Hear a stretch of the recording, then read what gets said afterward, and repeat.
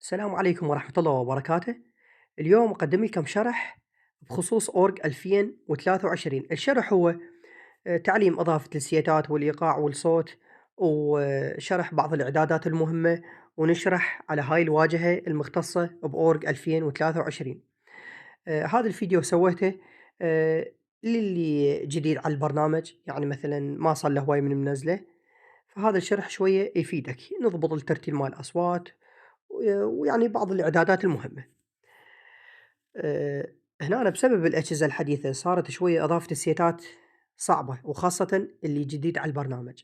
شلون نسهلها وننقل السيتات بالحافظة الخاصة مال الأورج على مود تصير إضافة السيت سهلة عندنا؟ أول شي ندخل على الملفات. إذا كنت منزل سيت من التليجرام أو من اليوتيوب، ركز وياي هنا. أول شي ندخل على الملفات، إنه بنجي على الهاتف. إذا منزل سيت من اليوتيوب راح تلقاه بحافظة الداونلود، هاي الحافظة. وإذا كنت منزل سيت من التليجرام أو من أي موقع، تلقاه بالحافظة الخاصة باسم مثل حافظة خاصة بالتليجرام تلقاه بيها. شلون نسوي؟ احنا أكثر شي ننزل السيتات من اليوتيوب ومن التليجرام. هنا ركز وياي، مثلا السيت موجود بالداونلود، هاي الداونلود. هذا إذا كنت منزله من اليوتيوب تلقاه هنا بالداونلود. نضغط على هذا السيت، نسوي له نقل. النقلة بالحافظة الخاصة مال الأورج مال السيتات. هنا شو نسوي؟ نضغط على الهاتف، تجي على هاي الكلمة اللي مكتوبة اندرويد، ندوس عليها. تجي على هاي الكلمة اللي مكتوبة داتا، ندوس عليها. هنا تدور على حافظة آه، المختصة بأورج 2023، ندور عليها. ندور على الحافظة، هاي الحافظة، هاي اللي جاي أشر عليها، مكتوب دوت كوم سوف اندرويد ميوزك ستوديو 4. هاي الحافظة ندوس عليها. من تدوس عليها تجي على هاي الكلمة اللي مكتوبة فايلز، ركز وياي. ندوس عليها، تجي النوب على هاي الكلمة اللي مكتوبة اورج، ندوس عليها.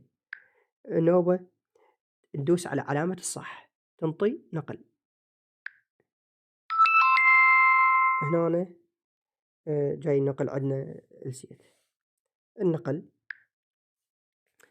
وإذا كان عندك مثلا السيت بحافظة التليجرام أيضا تسوي له نقل مثل الخطوة اللي سويناها حاليا. هنا نجرب هسه، نجي لإضافة السيت. شلون نضيف السيت بعد ما نقلناه؟ نجي على هاي الكلمة اللي مكتوبة سيت بالإنجليزي، هاي اللي جاي أشر عليها، ندوس عليها. ندوس على هاي الحافظة، مثل ما جاي تلاحظون هذا السيت اللي نقلناه. يعني هسه مثل ما شفتوا ما نروح ندور عليه بيا حافظة موجود أو وين ناقلينه، رأسة راح يطلع عندك هنا مجرد ما تضغط على إضافة السيت، تدوس عليه وراح ينضاف عندك. وإذا كان موجود بحافظة التليجرام أيضا تسوي نفس هاي الخطوة، تدخل على حافظة التليجرام وتدور على السيت وتنقله بالحافظة الخاصة مال أورج 2023. عندك هنا هسه نجي للشرح اللي بعده. هاي الواجهة اللي جاي تشوفونها، نسوي شرح سريع عليها. عندك هاي أول شي، هاي الصدى مال الأصوات اللي مكتوبة بيدال، هاي بدال هاي. إذا جاي تلاحظون الصدى، بينما نطفي هاي النقطة،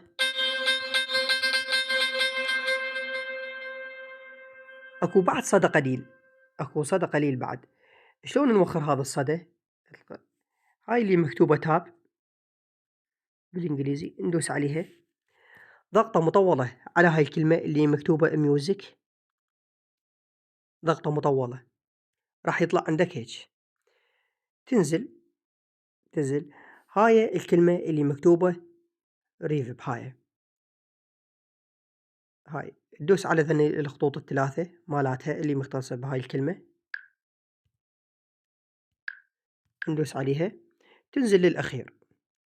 هاي اللي مكتوبة دراي ويت راتيو، هاي تعلي الصدى وتقلل الصدى. لاحظوا أنا قللت الصدى، راح يقل بصورة يعني كلش إذا جاي تلاحظون أي صدى ماكو. بينما أرجع عليها ونشوف الصدى شلون، راح أعلي الصدى هنا نلاحظ شوف شلون.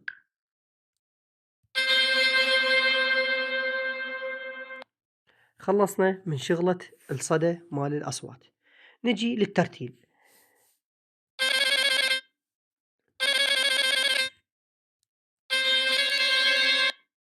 لحظة خلي أرجع على الطبيعي. هنا هسه نجي للترتيل مال الصوت. إذا عندك الصوت هيجي بهاي الصورة شوف شلون، خلنا نسمع.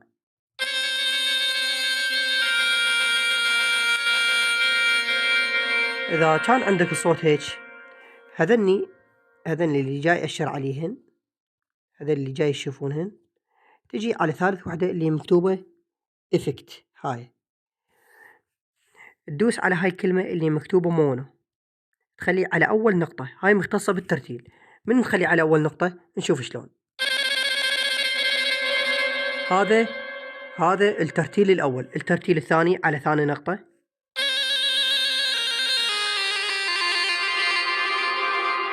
بينما إذا ما موجودة النقطة نشوف بدون ترتيل، يصير عندك نشاز بالعزف. بينما نخليها. اكو بعد خطوة مختصة بالترتيل، تجي على الإعدادات. هاي الإعدادات، هاي اللي مكتوبة setting، هاي الإعدادات. لوحة العفو، هاي اللي مكتوبة التحكم. هاي أول كلمة مكتوبة بورت مينتو، تخلي على الطريقة الثانية. إذا كان عندك موجود على الطريقة الأولى أنت خليه على الطريقة الثانية. هنا هسه انحلت مشكلة الترتيل بصورة صحيحة 100%. لحظة، عندك هنا إذا تريد تدمج أكثر من صوت نشوف شلون. هسه عندنا مثلا هذا صوت،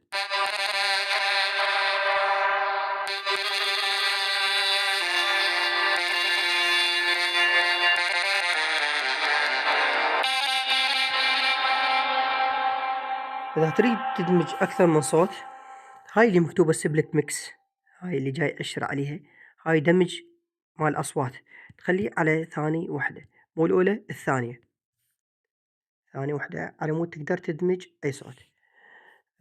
بالنسبة للتشريق، هاي الكلمة اللي مكتوبة كيو تي، حرف الكيو وبصفه حرف التي، تدوس عليه هنا تتحكم بالتشريق. تريد تخلي بيات صول، حجاز وكرد وغيرها، أنت بالترتيل اللي يعجبك اللي تريده. هاي مختصة العفو التشريق هذا أنا شوية دخت. هاي مختصة بالتشريق مو الترتيل، هاي مختصة بالتشريق. هنا الشرق أي مفتاح يعجبك.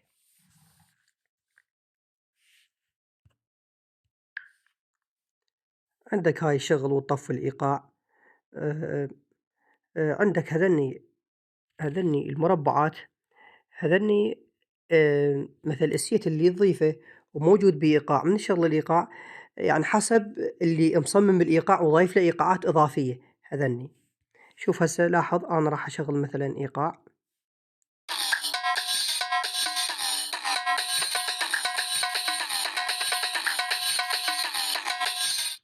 مثل ما جاي تلاحظون. شوف هذني البادات هذني مالاته، شوف اكو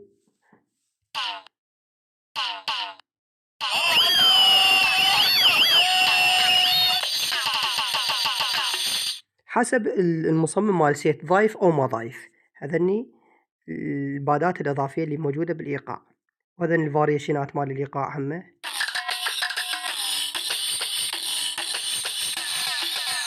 عندك هنا سرعه الايقاع، هاي سرعه الايقاع التيمبو.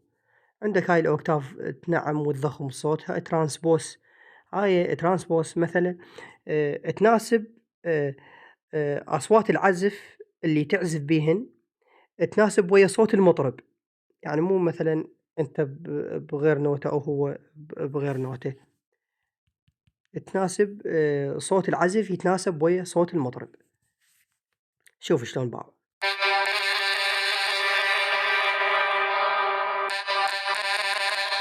بينما نغيّر، هاي يخليك تناسب صوت العزف يتناسب ويا صوت المطرب. نضغط على هاي الكلمة اللي مكتوبة تاب ندوس عليها. هنا عندك هاي ستايل الضخم والإيقاع وتنعمل إيقاع، نشوف شلون.